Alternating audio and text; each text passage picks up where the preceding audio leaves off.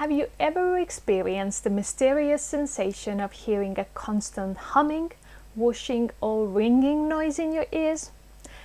It's more common than you might think.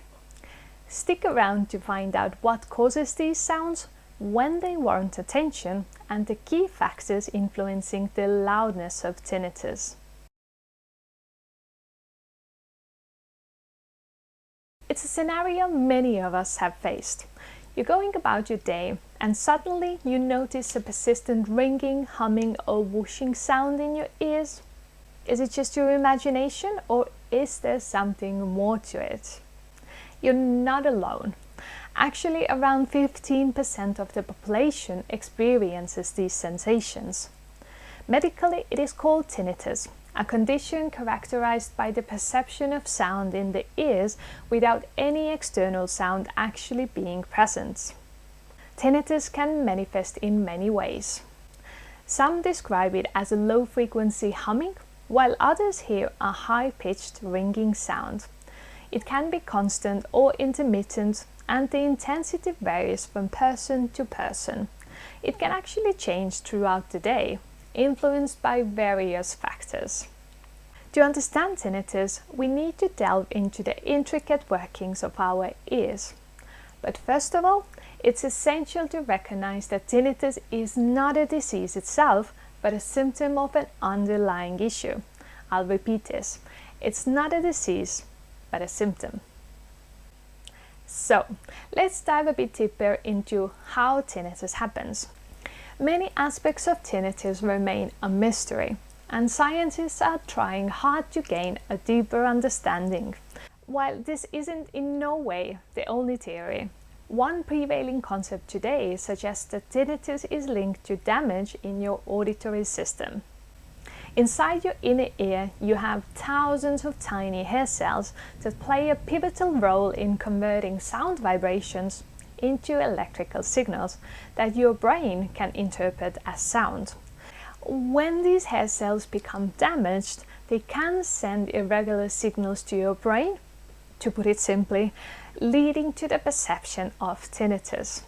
Tinnitus can be caused by a wide range of factors, including ear diseases, exposure to loud noises, earwax blockages, age-related hearing loss, and even underlying medical conditions like high blood pressure or vascular issues. It is common for tinnitus to become more pronounced during periods of stress, illness, fatigue, or anxiety. Now, let's delve a bit deeper into all of these things.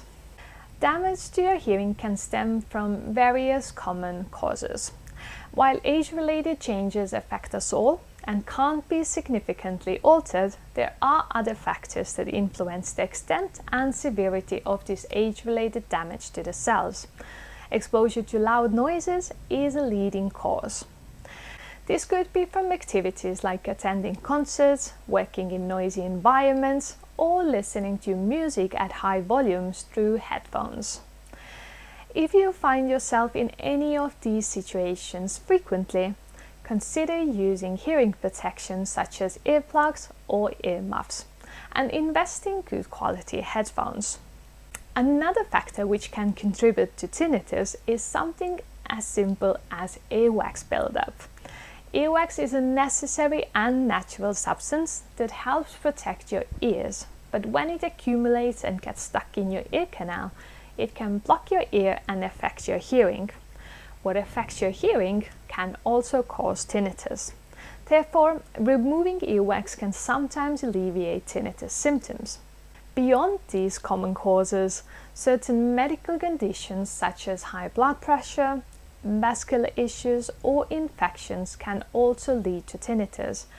These are just some more common examples, definitely not all possible causes. But in such cases, treating the underlying condition may help alleviate tinnitus. The good news is there are various strategies and treatments available to manage tinnitus. From hearing aids to sound therapy to relaxation techniques and lifestyle adjustments, there are ways to minimize the impact tinnitus has on your daily life. Yes, I know what you want to ask. Currently, there is no cure as such, but it is possible to manage the loudness of tinnitus. These 4 following factors often determine the intensity of tinnitus. One key element to consider is the relationship between tinnitus and stress. Stress is known to increase tinnitus symptoms. When the body is under stress, it can trigger a heightened state of awareness, causing you to become more acutely attuned to what is happening in your body, including the ringing or buzzing in the ears. This heightened awareness can make tinnitus seem louder and more bothersome than it does during times when you are relaxed. Being ill, too, can significantly impact the perception of tinnitus. When the body is fighting off an infection or dealing with other health issues, the immune system is in overdrive. The body's immune response to illness can cause inflammation and changes in the blood flow, which may affect the inner ear and contribute to tinnitus. Illnesses that cause fever or elevated blood pressure can also affect the blood flow to the inner ear, potentially leading to tinnitus. High blood pressure in particular can increase the risk of tinnitus. Illness can also lead to fatigue as your body works to fight off infection and recover, and fatigue affects the intensity of tinnitus. In many cases, tinnitus-related illness is temporary and will resolve when the underlying condition is treated. As said, fatigue is another factor that can intensify tinnitus. It is thought that when you are tired or sleep deprived, the ability to cope with the persistent noise of tinnitus can be compromised. The brain's capacity to filter out irrelevant sensory information may decrease, making the tinnitus seem more intrusive. Anxiety is yet another emotional state closely tied to tinnitus. Anxiety can lead to increased muscle tension, including in the neck, shoulders, and jaw.